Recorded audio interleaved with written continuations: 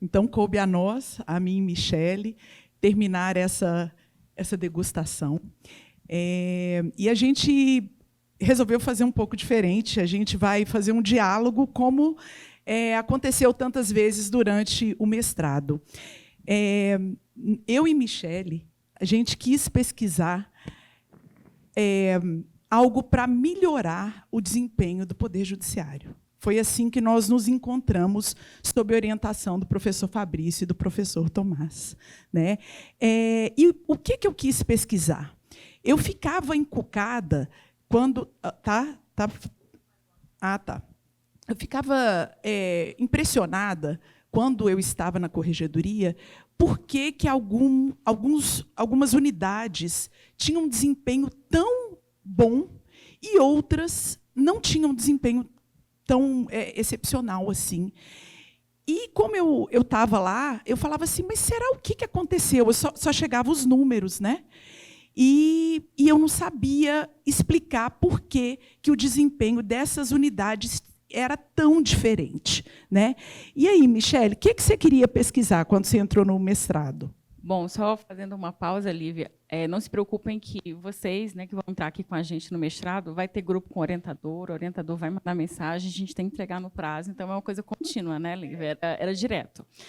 Bom, a minha inquietude, que era muito semelhante à da Lívia, eu queria entender por que existiam técnicas da iniciativa privada, como as metodologias ágeis, que davam certo lá, e será que se aplicava aqui ao judiciário? Porque as críticas que a gente escuta, geralmente, é que a gestão da iniciativa privada é muito boa, é maravilhosa, tudo presta, mas, quando chega no judiciário, nada funciona. A gente até hoje estava conversando, o judiciário é caro, é isso, aquilo, outro, então eu queria realmente me debruçar sobre as unidades de primeiro grau.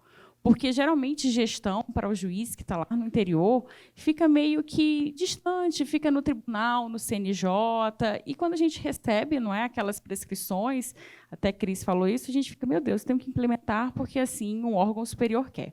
Então, a minha inquietude foi com relação, realmente, às metodologias ágeis. Vou pedir só para você passar, Lívia, por favor.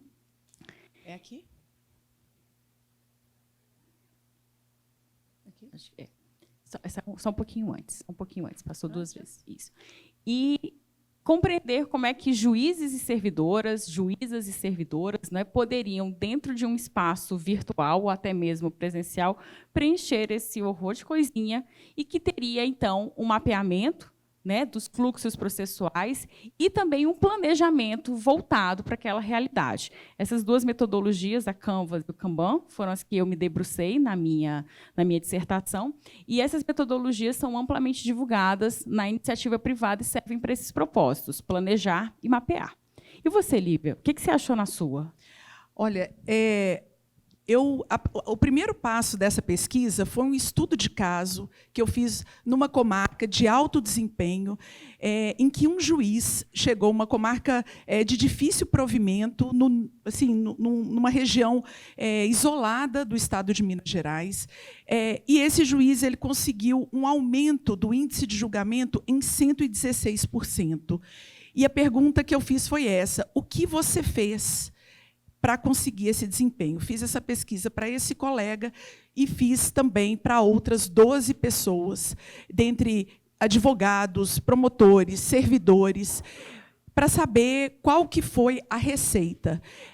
E foi uma surpresa muito grande saber que, em primeiro lugar, o que os servidores destacaram foi gestão de pessoas e liderança. Foi a principal competência que esse juiz apresentou durante esse período, seguida por gestão do processo de trabalho judicial, a maneira como ele organizou o trabalho, mas muito junto com gestão de pessoas. O terceiro elemento foi ampliação do quadro de pessoal, e aí é importante falar como o contexto ele é importante.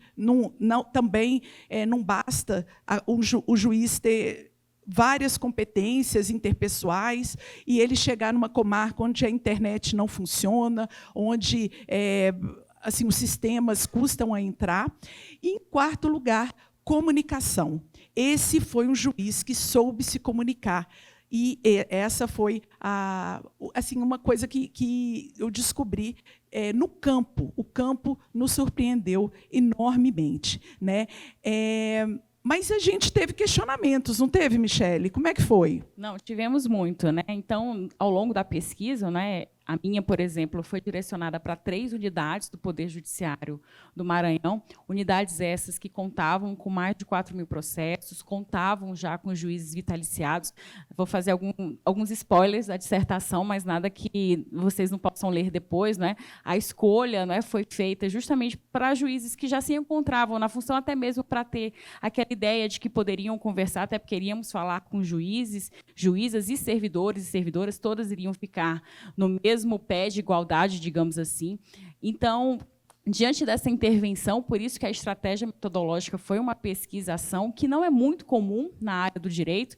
Leonardo falou a respeito das estratégias metodológicas, não é? Então a gente preferiu intervir, não é, nessas unidades, guardando sempre a confiança, a confidencialidade dos dados, né? Tanto é que quando a gente faz esse tipo de trabalho, bota com marca A, B e C. E o que nos surpreendeu, né, Lívia, e que vai nos levar aos questionamentos, essa nuvem de palavras, os colegas, a Lívia é a mulher do Iramutec, e eu estou aprendendo um pouquinho do Atlas TI. São 2 programas, não é, minha amiga, que a gente penou.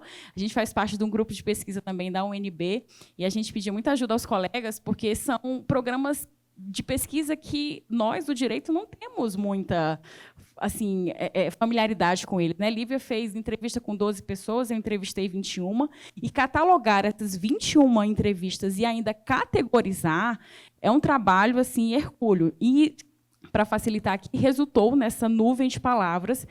E o centro dessa nuvem de palavras foi o que nos chamou mais atenção, não é, da pesquisa, é que saiu o vocábulo gente.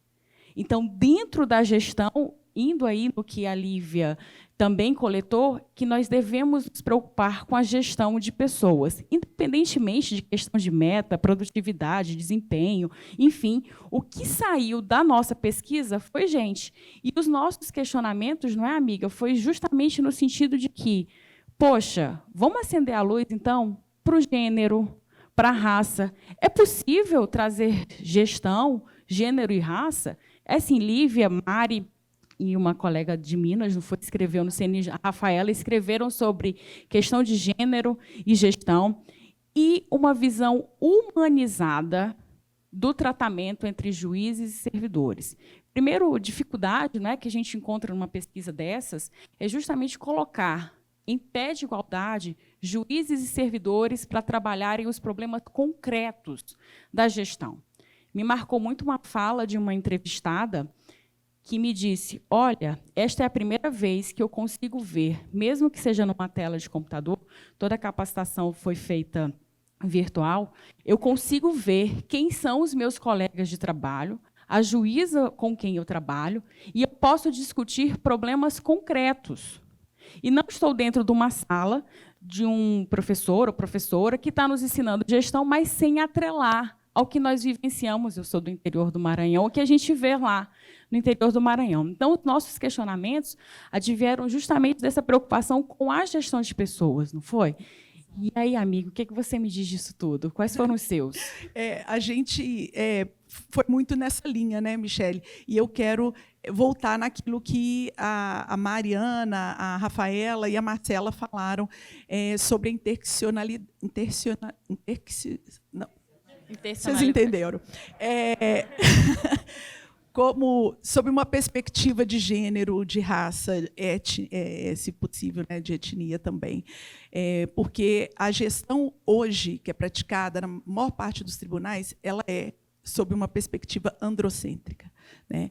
Ela não vê, por exemplo, as questões de gênero que nos toca tão profundamente. Não vê também sobre as questões raciais, né, que também são fundamentais. E esse é um dos temas, esses 2 temas, é um dos temas que eu espero que os novos integrantes do mestrado profissional da Infam estudem, se debrucem sobre ele, porque é claro que esse modelo de medição, ele nós podemos dizer que ele se trata, sim, de uma evolução, mas a forma como essa medição é feita, ela ainda pode melhorar muito, não é isso? E aí, para finalizar, né, a gente adora um vídeo, e a gente fez um vídeo aqui, eu vou pedir para o Guilherme colocar no jeito, mas não começar a passar. Eu faço uma referência, assim, brevemente, como que começou esse vídeo. Ele é um vídeo que eu usava na formação da minha escola judicial, da Escola Judicial Edésio Fernandes, do estado lá de Minas Gerais, né, do TJMG. Então, eu adaptei esse vídeo porque ele começou a ser feito ontem. Não deu para fazer... Espera aí. Não deu para fazer um vídeo da maneira que eu gostaria, mas eu queria que vocês se lembrassem de quando a gente entrou na magistratura, porque cada um de nós tinha um sonho, né?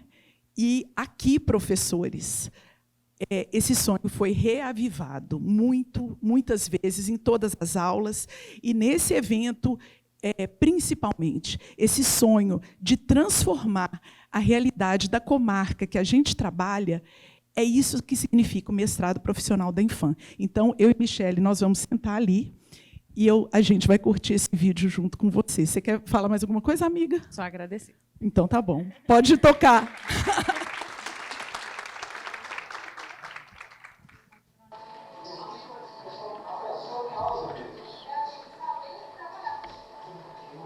Você continua sócio.